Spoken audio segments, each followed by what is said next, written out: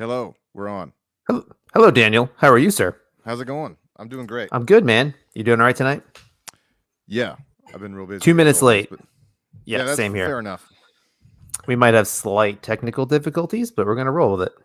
Yeah, because Because the person who's an internet professional is somehow having internet problems. yes, but that's okay. So let's move on. All right. Go.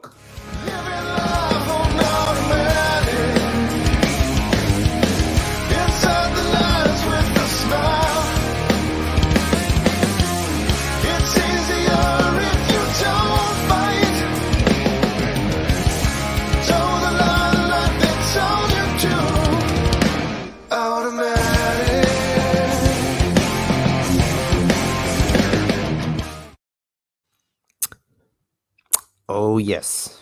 Back to stupid photoshopping. I'm actually pretty proud of this one. I did this in like 33 minutes. Yeah, that looks pretty good. The facial blending with the actual QAnon shaman. I was impressed. Yeah, It's and also the way shows you what. the text on the Go ahead. sign looks pretty good too. Yeah, that one just happened to work out because that font just was called like marker. That guy just wrote everything with a marker, so that worked out. But yeah, what was I gonna say? There's no shortage of like 9-year-olds doing Photoshop videos on YouTube that just really make a 38-year-old man feel like a retard. Like, well, this little kid can do it. So Yeah, I guess I should be able to figure this out for an hour a week or something like that. it's a good investment in skill because it keeps on paying dividends for years. Does it really? Oh, I I mean, don't I know how that think. normally works. Oh, it Well, might. I mean, my ability to do cursory small Photoshop jobs it comes in handy at random times. Do you get paid for small Photoshop jobs? Oh, absolutely not. But I'm just saying, like, Oh, just for fun's sake and stuff like that. oh, Remi- fun's sake, I see it all day long. Remind me to tell you this. I think I told you the story about when I was in a band and we were basically right before our first gig. One of the two singers we had quit the band for a variety of reasons. So we were like, oh, fair enough. But we didn't have time to take new pictures, so we had to Photoshop him out of the, and then like slide Ooh. everybody over. And it there's more to the story that we can talk about off air, but it actually turned out it was pretty funny. Yeah, no, I would have That killed to for this day the remains my greatest Photoshop job. dude. The ability to do like on demand like flyers and show promos and stuff like that. I would have killed for. Like before that, we had to like do really crappy word art and do like actual cut and paste and photocopy stuff on the photocopy machine. Yeah, Well, that's what we did anyway. So right. either way, Although the there's kids probably these some days, there's probably some hipster band that does that now. yeah, yeah. If I was walking down the street and I saw a flyer for a band and it had like the paperclip guy being like, "Come to this show at the so and so basement," I'd be like, "I'm going to that show." It's like the guys from South Park going back to like literally like the paper cutouts and like doing the animation that way just to Yeah, be cool. yeah. All right, let's get started here, huh?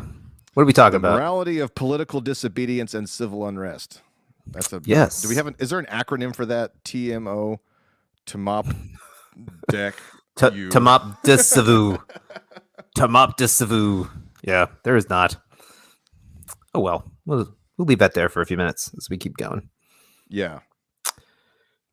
So, what were you thinking? This Well, was kind of your idea, me. and Well, I was spurred on by that Alex Jones thing that you were telling me about the other day. What was that? oh yeah, so Alex Jones, for the January 6th, Stop the Steal rally or whatever it was called, he put up like $500,000 to, I guess, to organize that the rally before the people went up to the Capitol. So. Right. Now there's people calling for him to be arrested because of his involvement there. His involvement meaning he was part of a rally that Right. then went to the Capitol and bad things happened. So for some reason, it's like he's somehow legally liable, like he's a Correct. corporation or something. Well, it's the same You know thing. what I Like mean? Donald Trump is legally liable because he was egging Because people on. people who liked him did bad stuff. Yeah, right. Right. So it's kind of like I'm trying to understand the logic here because I mean, obviously there isn't necessarily logic because it's like, okay, well, this thing happened, and all the people involved are people that we don't like, so we're just going to conflate all of the individual events into one event, and if you were Uh-huh. complicit, if you're going to complicit in part of the, then you were complicit in the whole thing, even if it was Yes. the actions of total strangers that you don't know or have heard of. Right. Yes, much like it would be unfair for one of us to go, hey, we know some cats who went down to a BLM rally in Raleigh or Greenville or Morehead City and be like, those are the people that were burning Portland all year. Like they're directly responsible for that. Yeah, I That's mean actually not a I'm that's not a really, very good parallel, but it's kind of close. I mean conceptually it's basically the same, right? I mean, even that article that you sent me was like, it didn't make any distinction at all between all of the various rallies and gatherings that were happening in the city and the Right. specific subset of those people that went nuts and stormed the Capitol. Mm-hmm. Yeah. Apparently those people were all in cahoots, apparently. You know what I mean? Like they were all on the same parlor group chat when they were organizing this thing or whatever. Whatever they said, I don't know how they organized it all, or if they did even really organize it. I mean, who knows if it was just like, some small percentage and then a bunch of opportunists decide, hey, we're breaking stuff, let's do that. You know what I mean? But Right. So apparently it's they're all seemingly in cahoots, you know. right. It was one large or several small ones around that, and then the idea was to go up to the Capitol and then have a big protest. Right. So there were little rallies, and then Right. everybody was supposed to, get together and rally at the Capitol, which is like not an uncommon thing in DC. That's a normal No, procedure. the last time I was in DC, which was George W. Bush's first inauguration. So that shows you how long. Literally 20 Yikes! years ago, Wow.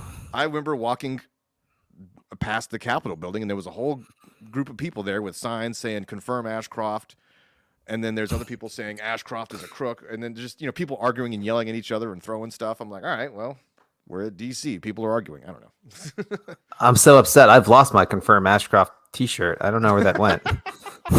What a weird, silly thing to get involved in.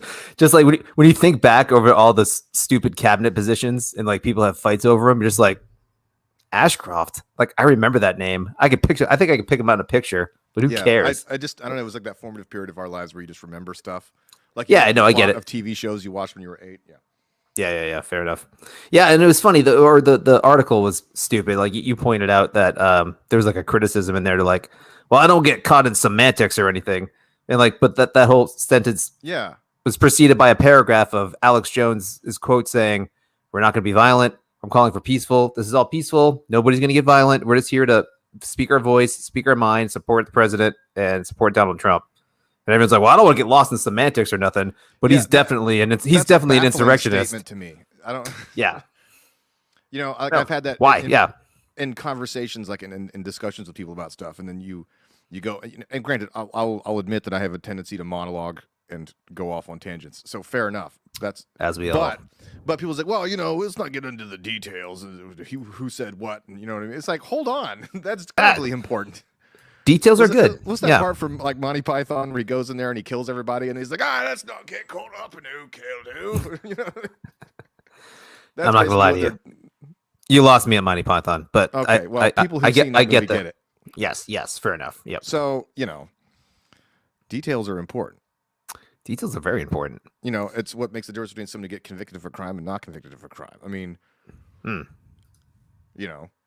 True. or in the case of other stuff, it's like, okay, well, the idea that you take an individual who may have a less than favorable encounter with police officers and ends up hurt or dead. Now, people act like it's completely ungermane to the discussion to discuss the extenuating circumstances, like maybe that person had a weapon, or maybe they had a history of having weapons, or maybe there was an innocent person, a bystander, who was in grave peril at the time. And then people say like, well, that doesn't mean that person deserved to die. Right. Exactly. Like, okay, well, is there no like levels in between? In between that person is completely blameless and then the person deserves to die. Like there's a whole gradation of culpability right there. And so people act like if you bring up extenuating circumstances, like that guy had a knife or that guy was reaching for, people say no, that doesn't matter. It's like nobody's arguing that a person deserved to die. But if you're trying to talk about causality and then the way that a chaotic situation can devolve, you got to put Yep. maybe not culpability isn't the word, but like responsibility on people making decisions as part of a chain reaction that leads to it. So you can't just remove a person's agency out of a situation just because you think they're the victim, and you can't put all of the agency on a bad outcome on the person you don't like. Right. So Yeah, going no, back to right. the riot there at the Capitol, it's like, okay, well, yeah, I get it. Okay, you think Trump is the devil, and anything that happens that's even remotely positive, and you're like, oh yeah, it's horrible. You know, it's the worst thing to happen since. Who was the guy who said it was the worst attack on America since the Civil War? There was a couple of people who said that. They're like, it was worse than 9/11. It was worse than the Civil War. Yeah, like right. No, like just all sorts Like of what? I don't know what planet they're living on. neither do I. Like I really don't. Yeah. But it's to say that the details don't matter. I'm like, yeah, of course the details matter. I mean, Donald Trump. Look, I'm no Trump fan. I feel like I have to say that every time I say something. But it's like he literally said we're going to peacefully demonstrate, and then everybody seems to forget that, and they act like he went down there and said do this and do that. I'm like, that's not how it works. Yeah. No, it's funny. Like there's plenty of reasons to dislike the guy without making crap up. No, I agree. Yeah, and and that's funny. That's part of the problem. But like sort of in DC and in violence and not really. This isn't a protest, but like we had that Capitol shooter that went to the congressional baseball fields and shot up the Republican baseball team. Yeah, and the guy was an ardent like Bernie Sanders supporter, like hardcore. The guy had the Republican list of people he wanted to shoot. Like he had like a manifesto, or like it was in his pocket. I'm a little hazy on the details, and this just came out that the guy, the FBI people who were investigated, they're like, it's not really clear on why he did it. We don't really know. We can't tell you. We're like, are you kidding me? Like, he said that's why he did it. Whereas like now with Alex Jones or Donald Trump, they're just like, we didn't say that. We didn't mean for that to happen. And once they started, and like Alex Jones actually said, like once started stuff getting crazy, he was like on the bullhorn. Because he's always on a bullhorn. That didn't really narrow it down. He actually is a genetic mutation where his mouth is actually a literal bullhorn. That's very true. So it amplifies even more so with that. But he's just like, no, stop, don't go crazy. You're gonna probably get yourself killed and whatever. So take it for what it's worth. But like even then, just the downhill cascading effects. So like that guy who shot the baseball field, that like shot one of the senators, like shot. Or Rand Paul get shot? I don't remember. I don't think he did. But one of the other dudes, no, I forget the guy's name who got shot. Was actually seriously injured, didn't die. Rand Paul had a home invasion or something. He was, but Rand Paul was on the baseball field though. He was playing baseball. Rand Paul had a rough year, dude. He got shot at, then he got the crap kicked out of him by his neighbor. Yeah, he had a rough year. But nobody goes to Bernie Sanders and be like, look, man, your rhetoric is directly responsible for this guy shooting. Like that's what he claimed. So, but that's not fair. You can't blame Bernie Sanders for that. That guy's a psycho. And these people that storm the Capitol are either A, psychos, or just leave it at that. You can leave them as psychos. I don't care. I really don't care. I don't really hate the people who did all that, but whatever. Yeah. Is what it is. Doesn't mean I support it. Just they're a bunch of bozos that did a bunch of stupid stuff and put their feet up on Nancy Pelosi's desk and ruffled some papers, and one of them got shot by a cop. I mean, really, that's what happened. A couple windows got broken. It's the people's house, Dan. We're supposed to be there. And they didn't accomplish anything. Like people say it was an attack on democracy. And like, well, it kind of proved that the system works. Yeah. Right. Granted, there was some huge lapses in security and the logistics of all the moving parts of how to use secure government building. That's kind of a separate discussion. But the point is that even with all those lapses and even with all the insanity that happened, within an hour or however, not long, everything was like, all right, well, we'll go back to normal. And then they had the vote they were planning on voting. So they accomplished nothing. Dude, I was super busy that day, and I came back into my truck or getting back to it. I saw my phone. I saw like 4 or 5 notifications from our private chat. It was like, holy crap, what the hell's going on in DC? And I went and checked it. It was just like, people stormed Capitol. Everything's under control. I was like, oh, well, that was okay. All right. Yeah. But whatever. And then later, it just became this evolving story that, you'd really grind into. So like, so that wasn't effective. Not that, but here's the deal. So like, the question is like, is it moral to do that, or is it effective? Or whatever you want to talk about. Counter-effective. I mean, that just shows this. If we're definitely counter-effective. If we want to get into all of the different kinds of levels and the varieties of civil disobedience or whatever, this will be an example of stupidity instead of civil obedience, because anybody failure. Yeah. complete failure, because like anybody who like if those people who are about to do that, if they told any reasonable person ahead of time, like, here's what we're going to do, right? We're going to get, I'm assuming they have Southern accents, but here's what we're going to do, man. And so let any normal person be like, all right, so you're going to do what now? Okay, that's not going to work. Okay, you're not going to, what are you going to do? You're not going to influence a bunch of elected officials to change the way they're voting. First off, Pence can't even overturn the vote anyway. So that just shows that they, failed civics class or whatever. And it shows that they weren't even listening to the person that they claim to support, because Trump told them to peacefully demonstrate. And they're like, no, we're going to ignore that part of what he says and listen to all the other, So it's like anybody looking at that would say that's a stupid plan, right? And anybody looking at it would be like, actually, what you're going to do is you're going to confirm all of the suspicions of all the people. You know what I mean? Like, from County Monte Cristo, where the old man dies, and he says, do not commit the crime for which you've already served the sentence. Right, telling him not to go get revenge or whatever. So in this case, it was like, for the entirety of the Trump administration, people were saying all these outlandish claims and making up all this stuff.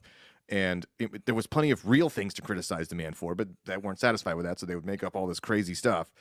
And it's like, then right at the tail end, these people are like, okay, well, they're going to go and they're going to give all the people that are their enemies the ammunition to go hog. They're going to do that's the worst possible thing they could have done.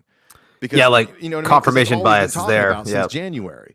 And they basically handed the Democrat left side of the aisle carte blanche to do whatever they wanted. Because now when you try to have a reasonable discussion about anything, and this is, to me, one of the frustrating things, because it's like anytime you try to talk about like inflation or any of these, sort of like economic topics or, rule of law or any kind of thing, well, but January 6th, it's like this Trump card that they play. 1/6/20, Dan. It's like 9/11. It's 1/6. It's, just so you know, it's forever stamped in everyone's minds. They can say what they were doing the moment. Actually, I can, but that's only because it was a couple months ago. I'll forget next year. I'll have to go look back on my Google Calendar and figure out what was I doing then. Yeah, what was I doing then? Yeah. So like, you're right. So it was. Again, that's an example of stupid civil disobedience. It is, but also it kind of harkens back to the point that we were talking about earlier. I don't think these people had a freaking plan at all. They weren't trying. What were they gonna do? Sit there and like there was literally just old ladies walking through there taking pictures in like the rotunda, like within like the velvet ropes that you're allowed to be in, and then then there was also exactly like what do I get? The bathroom.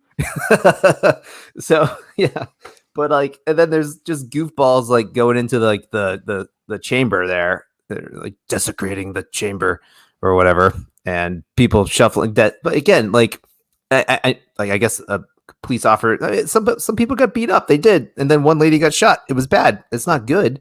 But like, I mean, that's kind of what happens when you kind of break into a government facility. Things are gonna go bad.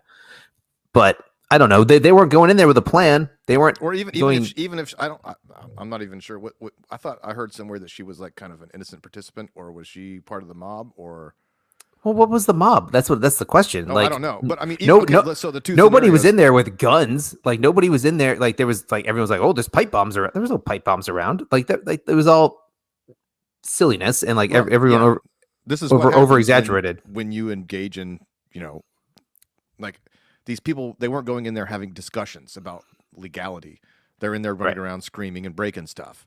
So it's like there's no nuance to your point once you start breaking things.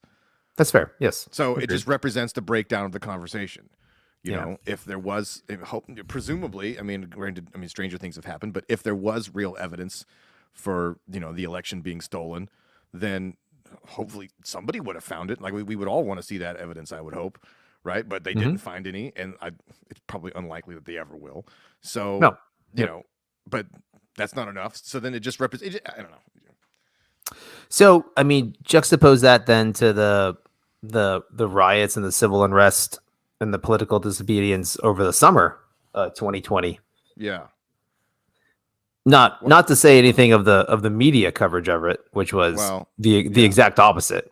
Well, one more point on January 6th, though. Because sorry. Yeah, lay there. It's like we spent the entirety, the lion's share of 2020 was spent debating the morality of civil disobedience and, trying to get into to sympathize with the plight of people who feel like violence is their only recourse, right?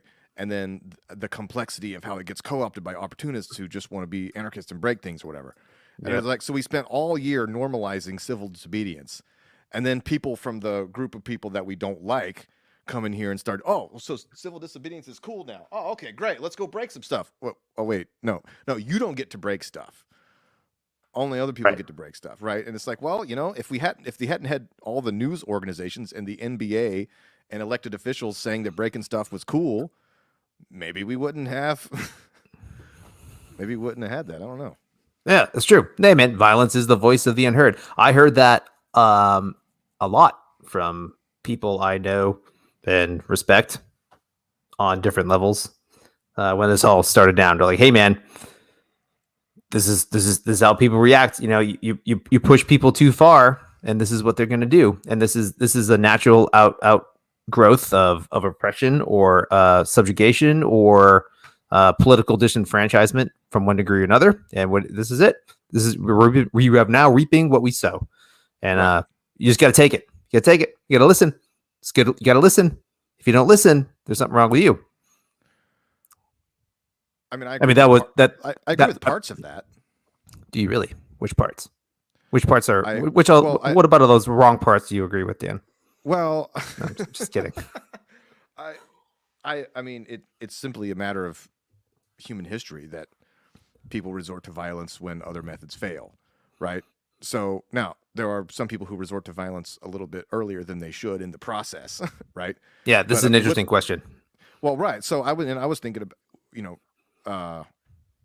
we could take the devil's advocate. What's that? The Kennedy quote that I'm always saying is like, people who make, what is it? Who make peaceful revolution impossible, make violent revolution inevitable. Inevitable. Yep. Mm-hmm. Right. So if people continually try to use peaceful methods and those methods don't work, then don't be surprised when people get violent. Now, like, that's not the problem is that people say that as if it automatically excuses or makes virtuous the idea of violence. It doesn't necessarily. It depends on the specifics of the cause.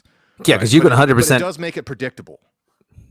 Yeah, but also you can 100%, and this is true in history, co-op a movement and use it for your own means and use violence to achieve your means, also under the guise of we're being oppressed and now we are the righteous ones and we're taking back what's ours.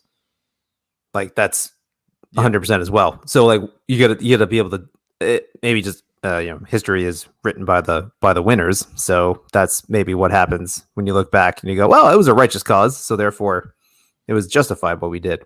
Yeah. And there's all sorts of violence throughout history that's justified or have been tried to be justified. Yeah. I mean, we put anybody who looked vaguely Asian in internment camps during World War II. Mm-hmm. We definitely did. I mean, yep. I was reading about the B-29 no airplane has killed more people in history than the B-29. Not just because it was the plane that dropped the atomic bombs, but because even before that they were doing this firebombing. Yeah, like they were trying to bomb like the Japanese airfields, and that wasn't making the Japanese quit. So like, all right, well, we're just going to bomb the entire city. We don't care who. Oh yeah, yep. And they did it in Europe too. And it's like, okay, well, but also it got results because apparently that was the only thing that was going to work. So there's a big moral conundrum to chew on. That is a whole other question. I'd love to get there at some point. So the analogy is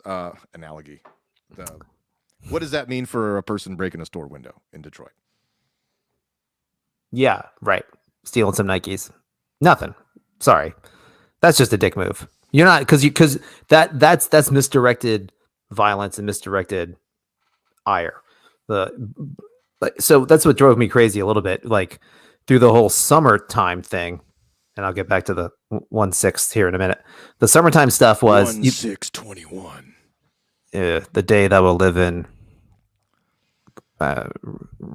dumbness. I don't know, infamy, whatever. We'll think I couldn't come that one. yeah. Yeah. Dang it, we should have come up with that earlier. But like over the summer, like destroying private businesses and people that had nothing to do with A, George Floyd, B, systematic racism, B, white supremacy, whatever you were going out for. Pick your topic. Yeah, busting open Macy's or busting open an ice cream shop, nothing to do with it. So that's misdirected violence that in my opinion, achieves nothing. But also, I think I'm a logically consistent person there.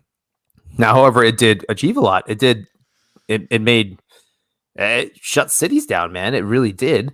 I don't know at the end of the day if that's gonna have the results that people were riding for, are gonna hope for. But I mean, at the very least, it was, they garnered sympathy all day long. Like, and there's just not from everybody. Even if it's just 50-50 in the country, we're talking hundreds of million people were like, yeah, no, you know what? That's what you get. That's how it goes. I see what they're doing there. No, it's funny though, because in in DC, they're like, these people have ruined our lives politically. They've allowed for the subversion of democracy in their mind. So what they did is they attacked literally the Capitol building. So for me, I'm just like, well, you know, at least you hit the right spot. I mean, if that's what you're going for, at least they didn't knock over a Taco Bell or a hot dog stand in downtown DC. They went straight to the source.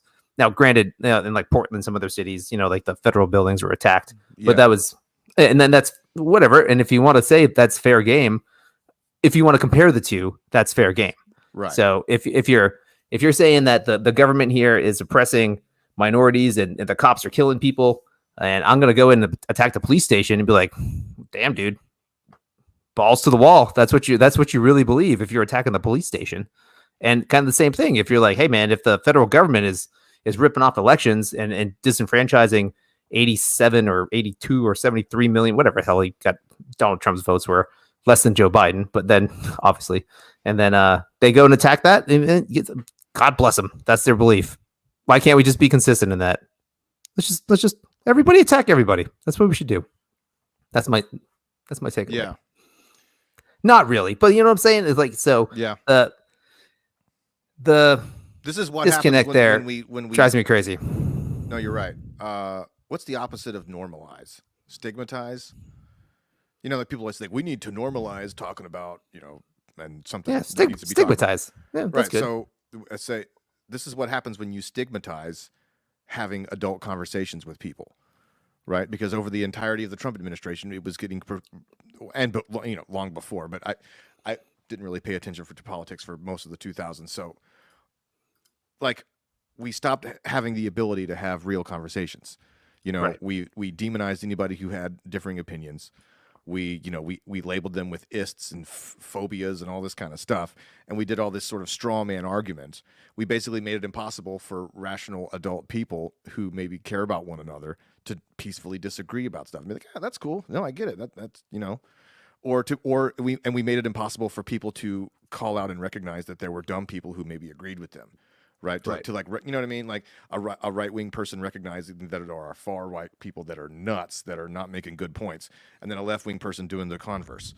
So like, because the national conversation shifted and we somehow, for some reason, stopped being able to talk like adults, it's not entirely surprising that this is what you get. We just like, all right, well, if we're not going to be able to talk about stuff, then the rage has to go somewhere.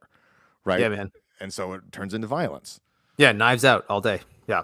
Yeah. Yeah, it's funny. Like, whatever. Like, we haven't been around political discussions all that long, so we were kind of self-aware, you know, Skynet style around like the George Bush administration. So, like after 9/11, everything was great. War of Iraq, hurrah, right off the bat, and then all of a sudden, everything George Bush did was he was Hitler. Like everything George Bush did was Hitler. Yeah. And so so that was the end of, not the end, maybe before that, where everything Bill Clinton did was he's a sexual deviant pervert. And that might be part of it too. Yeah, or maybe I remember being in the car with my parents listening to Rush Limbaugh and just getting all of that, you know, Clinton's the worst kind of stuff. Yep. And then in college, getting all the Bush is the worst stuff. And, you know, but I remember thinking like, well, I know that I don't like these people, or not so much that I don't like these people, but I know that because there's a lot of friends of mine. Like I like people, but like I disagreed with them on other stuff.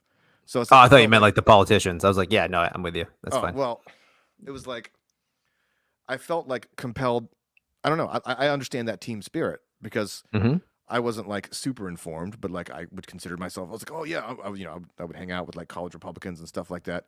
was like, well, there's a strategic need to, and I just sort of assumed that the team that I was on was the right team. And it was a cognitive dissonance that I wasn't ready for at the age of 21, 22, to be like, Sure. maybe this team that I've chosen to be on, is not doing something that's right. Yep. Because the criticisms that I heard were from people who were like way on the other side that I also disagree with for other unrelated reasons. Right. So yeah, I mean, we're not trying to act like we're blameless here. Like we've all been in periods of life where we're just like, I'm on the team and our team's right, Yep. So yeah. This is true. Been there, done that. Got the Ashcroft t-shirt. It's all good. So one of the other conundrums is the idea that like, I don't know if we talked about this maybe with somebody else. Like it's analogous to the Me Too thing. Like that started in 2018 and it kind of like was spread like a brush fire, like and just like burned, through all this stuff. And brush fires, they kill animals and they kill good stuff and bad stuff, but they mainly get rid of the bad stuff. And so at the time, people like us were kind of like, well, hold on, this is always question the zeitgeist. Like that, okay, Aziz Ansari is not the same thing as Bill Cosby, right? But because it's all part of the same hashtag movement, it just kind of gets swept up in the tide and there's no room for nuance. And so, that all died down conveniently. I don't know. It seemed to me that it died down as soon as Joe Biden got accused of something. That was the thing that went like, it stopped the whole train from moving. Yeah, there was no gasps after that, at least. Because they needed him. But, I mean, that's not to say, I mean, but it's like you apply the same burden of proof to him as you would to anybody else, right? It's like a lot of this stuff, I mean, people can make stuff up. It's not that difficult. Bill Burr had this great bit where they're like, he's like, people say, like, believe all women. Like, he's like, well, all of them? Like, people make stuff up all the time. He's like, no, people wouldn't make that up. He's like, yeah, did you see Star Wars? People make that up. People make stuff up all the time. So, like, anyway, and with the benefit of hindsight, most reasonable people can say, like, well, okay, yeah, the complexity is that there were probably innocent men caught up in that whole thing. Yep. But there was some change. I mean, I think men in the workforce and in various things like that, everybody's way more conscious of that kind of stuff, right? Like, we're all going to be telling our sons, to be more cognizant of their own actions and their own impulses and stuff as they grow into men. So I think there's been a positive cultural change regarding all of these kinds of things. And so it, like, you know what I mean? Like, it stretched the elastic and then it snapped back to something that's hopefully a little bit more good or more developed, more evolved. Was that worth the innocent people that got caught up in the tide and lost their careers and livelihoods and stuff? That's the conundrum. So and that's a small issue compared to the issue of like racial injustice, right? So I think, like, you take all the violence that happened in 2020, all this property, $1 billion of property damage, people getting hurt, people, assaults and stuff like that, small businesses destroyed, people from all ethnicities losing their livelihoods and stuff. Like, what amount of social change will it take for people to look back and go, well, it was overall worth it? You know what I mean? Like, what happens if we don't really get any new laws out of this? I mean, I'm not sure exactly what laws you could pass, right? Like, you know what I mean? Like, so that's what we're dealing with. Like, because with history being written by the victors and like with the benefit of hindsight, we all look back at the civil rights movement and we go like, yeah, there was some shady stuff going on too. You had Malcolm X and all these guys. We overall look back on it as like a net positive thing, of course, because you had like the Civil Rights Act, you had actual amendments, and you had all this positive change. So, and that allows us to sort of overlook the negative parts of it. So what do we want to come out of this new thing that's going to make us willing or able to overlook the negative parts of this? Interesting question. I don't know. I don't know either. I mean, that's the question that we as a society have to answer, but I don't know if people are thinking about that question.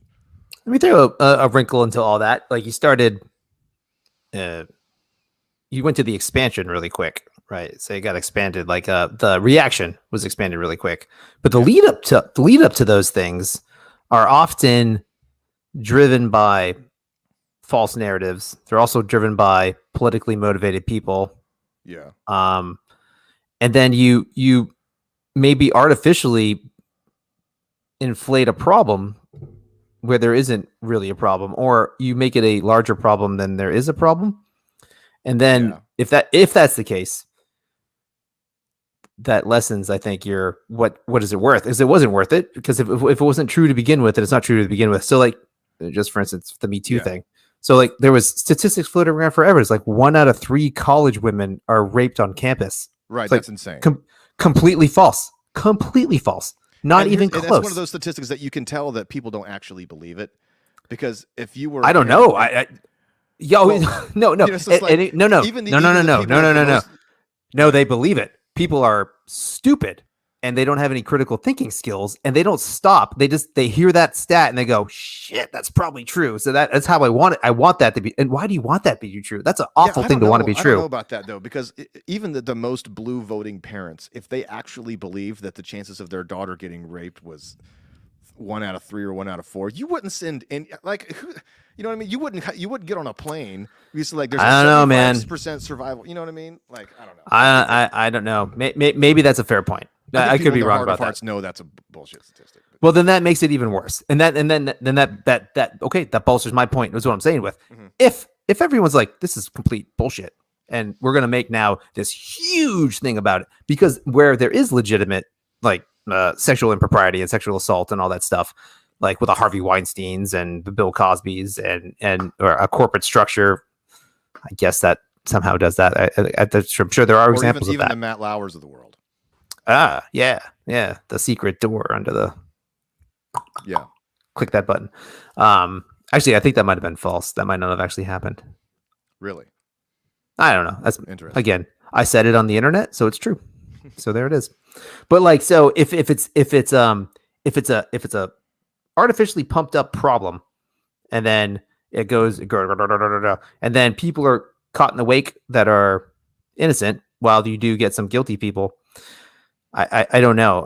I'm not comfortable with that at all. Like the stupid thing, like just the Harvey Weinstein. So you went to Aziz Ansari and like just juxtapose that to Harvey Weinstein. Everybody knew what Harvey Weinstein was doing.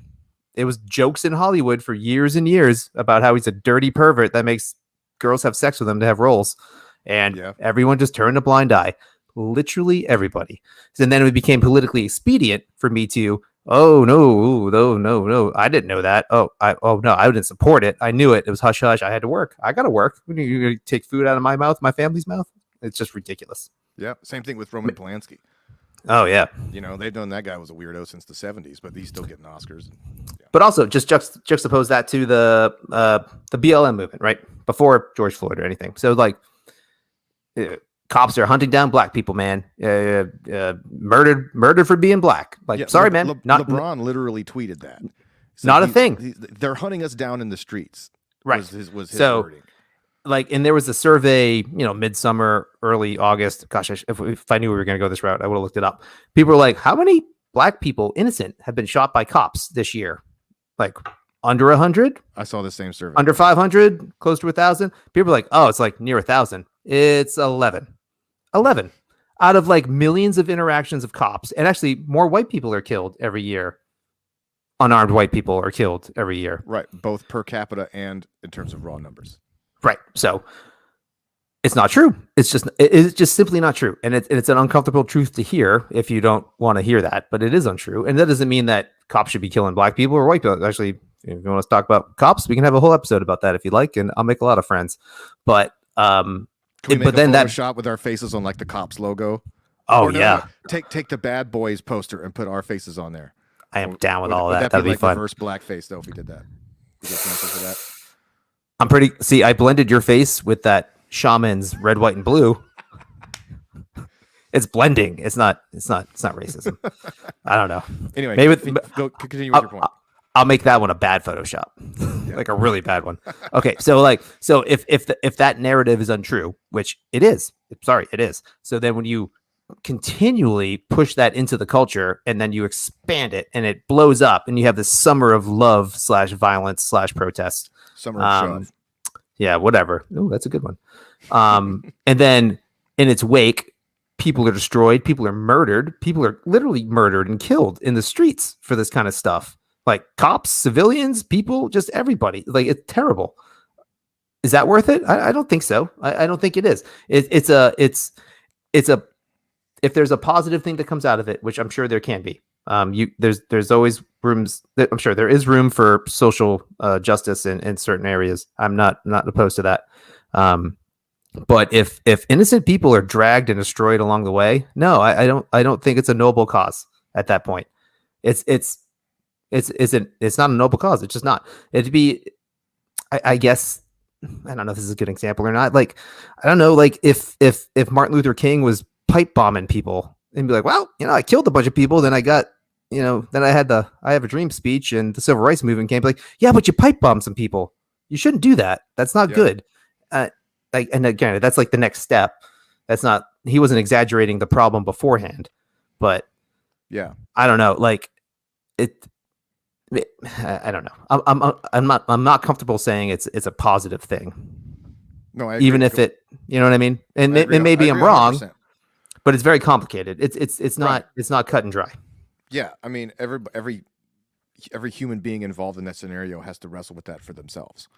Sure. Right. And so every human has agency over their own actions. So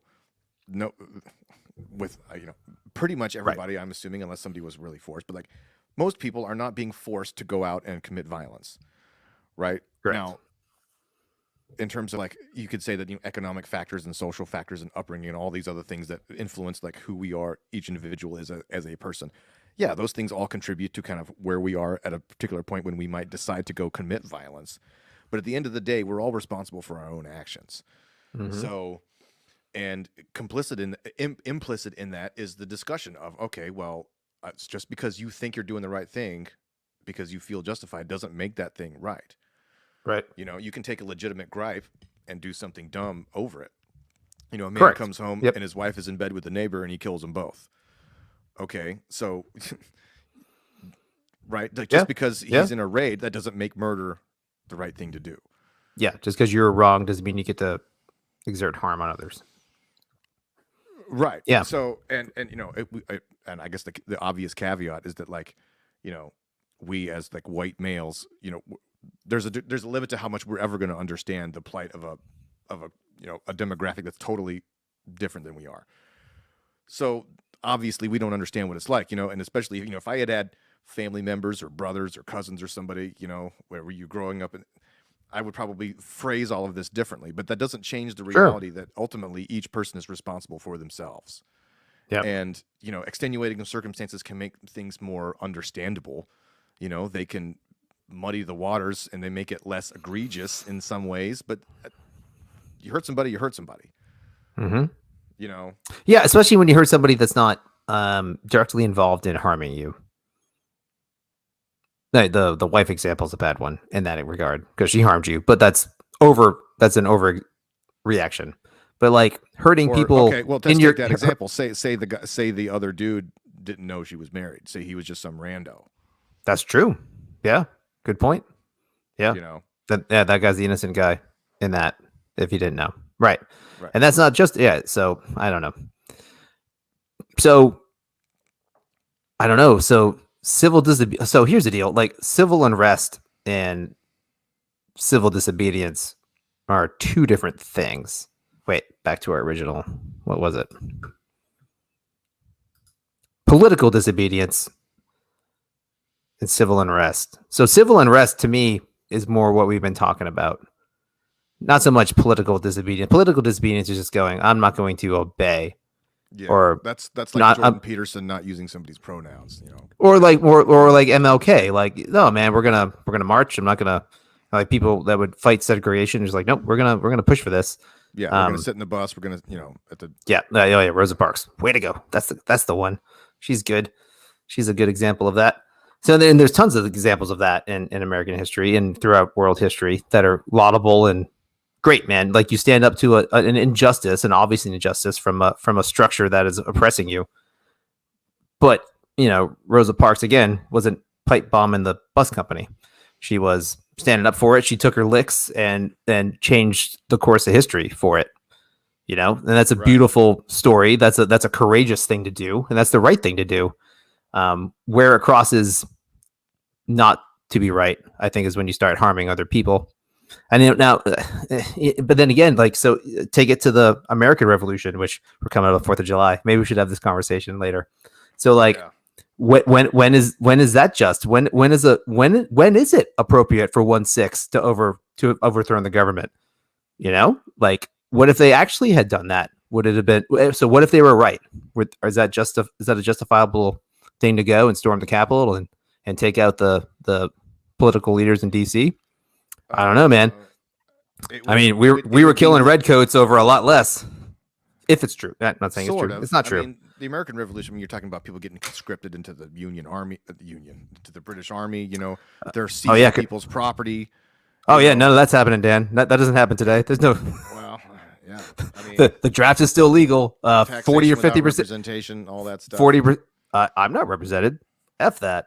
I don't vote. I don't have a representation.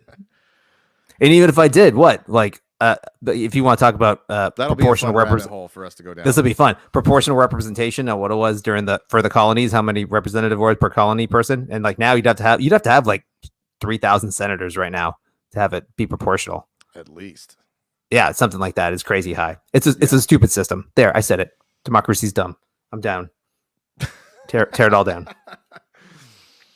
So what were you getting? I will. Sorry, I will rant hard on that episode. That'll be fun.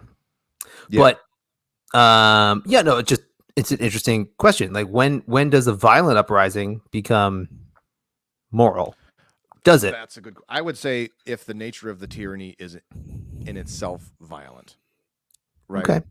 So, and I mean, this would be me talking off the top of my head, but it's like, you know, I'm. What's that term the non-aggression principle that people refer to? And it's like, you know, I can't think of a lot of situations in like even just in regular like personal life where where being the first person to get violent is the answer. Correct. Right? Unless there's an imminent threat of violence from somebody else, right? So it's like some crazy pervert looking person's walking down the street towards my kids. I'm going to try to intervene, but my first instinct is not going to be immediately attack that dude. It's going to be get my kid out of there. Yeah, you can't clock him over the head preemptively. So unless getting to safety is not possible, then I'm like, all right, well now I got to think about violence, and I'm not a person who knows how to fight at all, so like that's probably going to end poorly for everybody. But like, I guess as a person who likes to discuss things, once things get violent, then nobody's having a conversation. You know, it's like correct. What is it we say that like once you start yelling, nobody actually hears the words that you're saying. Mm-hmm. So, you know, violence feels good.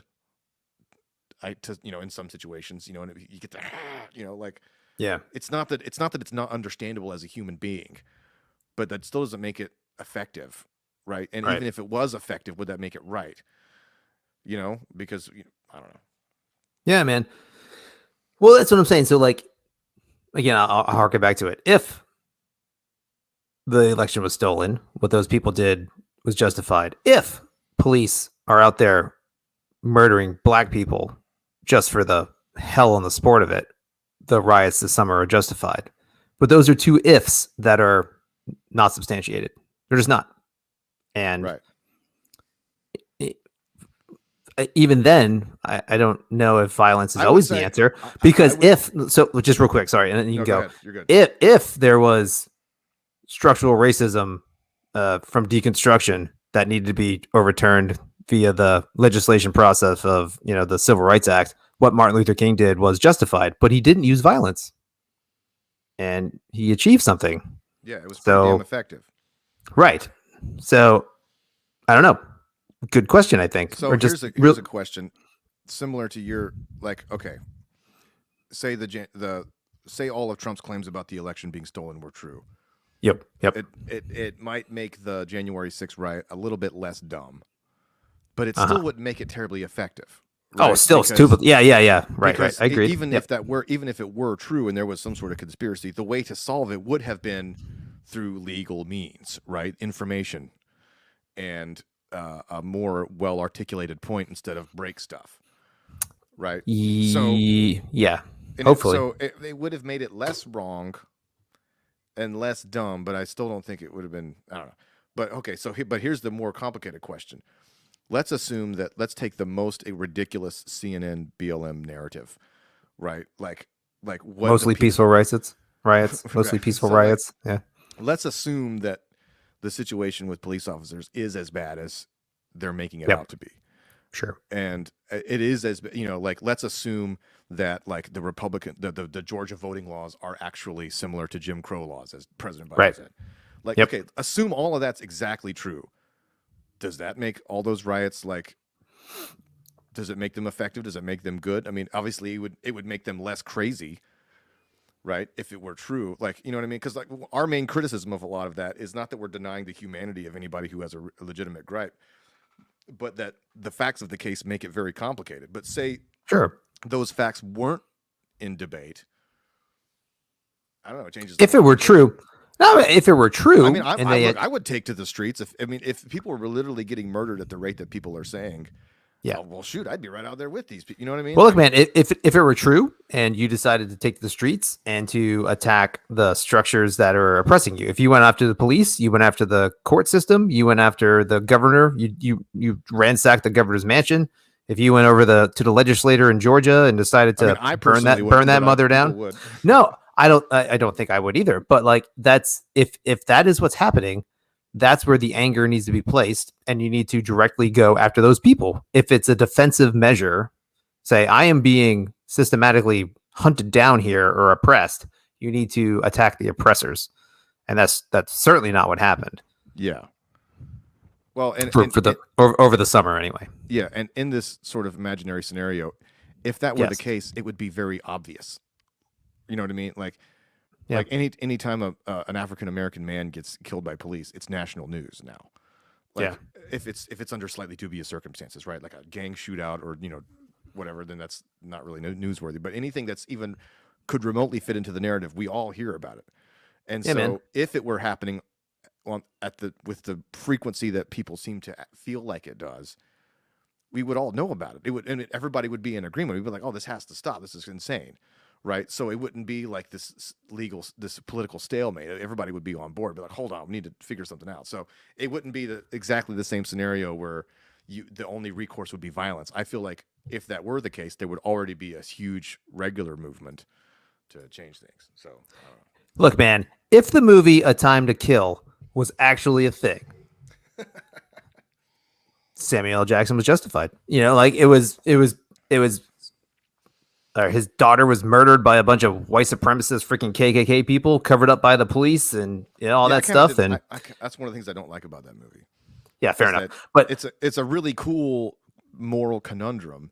But then at Yes. the end, when he gets acquitted, they just play the nice music swells, and it's like a victory. And it's like, hold on, this is actually a pretty complicated human scenario here. It's not totally a victory. I mean, it's a little bit weird.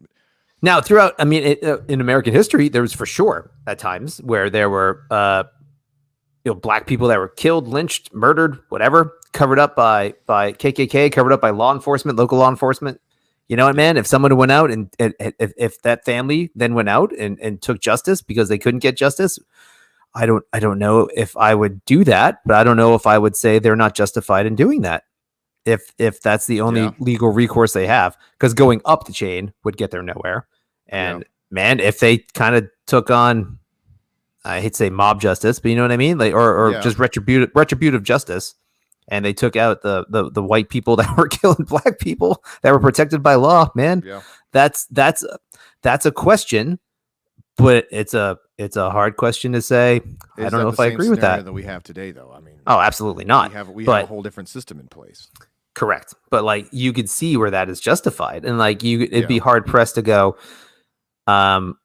you're wrong for doing that. Now you could come at that from some multiple angles. And I probably, maybe it would, man. You know what, man? If my kid was killed by somebody and there was no justice, I might, I don't know. I don't know what I would do in that scenario. Yeah. Like that's that's what makes the civil rights movement such a miraculous feat of. Yeah, absolutely. Of social progress is because that it was for the. I mean, this is what you're actually talking about, a mostly peaceful protest, right? Yes. There was some bad actors in there, but like the fact that the whole thing, I mean, it was other than obviously there was a whole lot of civil unrest happening in the 60s, no question, right? Mm-hmm. You had like George Wallace and all this stuff, but like the fact that it was successful as it was, and the figurehead of the movement was like an inherently peaceful person, Mm-hmm. Like that's almost a miracle. It's a miracle that we didn't have a second civil war. Yeah, that's fair. Yeah, right. Yeah. No, could you? Yeah, I know. Yeah, I agree. I can't even add to that. That's good. We're at So 55 minutes. So, yeah, I had something else I was going to say, but no, bring it on, dude. I'm good to go. no, I'm not. I lost it for a second. Dang it.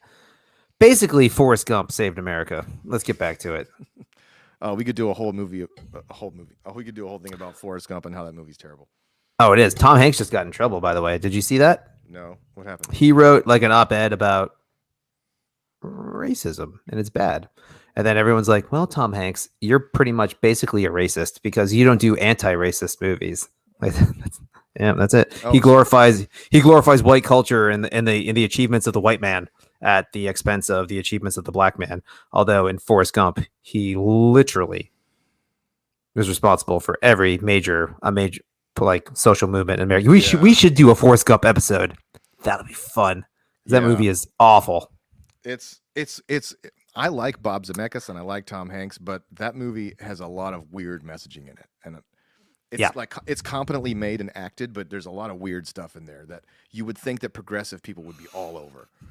Because it really is insulting to women. It's insulting to African Americans. It's insulting to mentally disabled people. It's like it's really gross. But so the other it's like maybe this would be maybe if we keep doing this podcast all the way into September, we can talk about what modern terrorism looks like.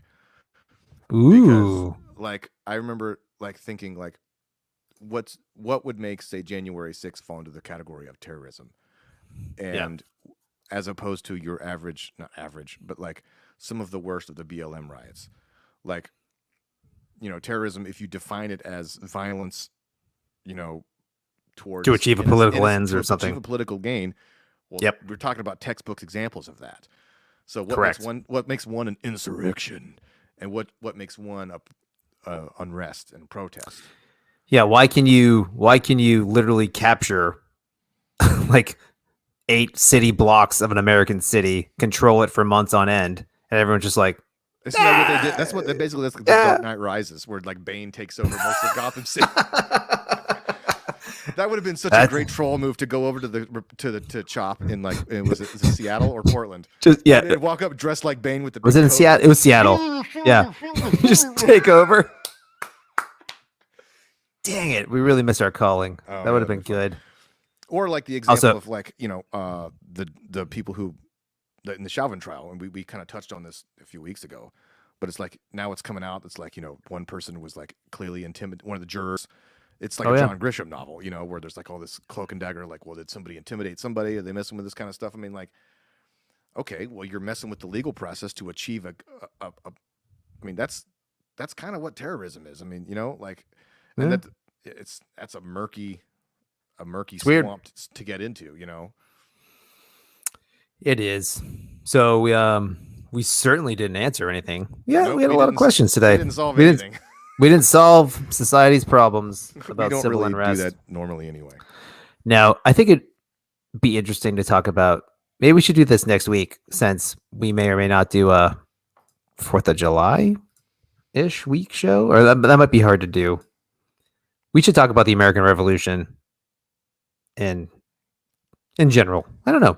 I don't care how we talk about it. I think it'd be fun. The state of America at the time of the Revolution would be an interesting contrast to today. That'd be fun. I'm down with that. Yeah. That'd be interesting. You got to take Mel Gibson in The Patriot and put your face on him where he's holding the flag. Dan, don't be giving people ideas, man. I'm gonna do what I gotta do, man. I am Lord Cornwallis. What do you want from me? All right. Well, this was fun. This was a whole hour. That was good. Yeah. Well, hopefully we don't get canceled. Again, people got to listen to get canceled. Although, hey, Matt, I did tell you this, right? I had several people mention the show this week to me in person. Yeah. That I didn't know were listening to it, but they said they did. I was like, cool, man. Great. Thank you. We're reaching far and wide. Yep. There's at least 9 people. Count them. 9. Wait. Not trying to do like a okay sign or not whatever. Not dogs. No dog whistle there. Basically, everything we say is going into a a repository so that any sort of professional endeavor we have at any point in the future, somebody can pull up snippets. Oh, I'm already down with that. Yeah, man. My social media history is brought up at any point in time. They'd be like, "Well," I'm like, "You're right. I suck. That was me. Can't do anything about it." Here we are now. Responsibility. You remember that video? Not really. It was like last should summer. It was a bunch of Hollywood celebrities. And it was that was cringy. The Yep, worst one just was a montage. Like Aaron Paul, and it was like, I take responsibility, and everybody was just like really working the camera. It was yeah, that was good job sad. making it about you, Hollywood. Hey, baby, episode 8, corporate pandering. Everybody, look back at that one. Yeah. Peace.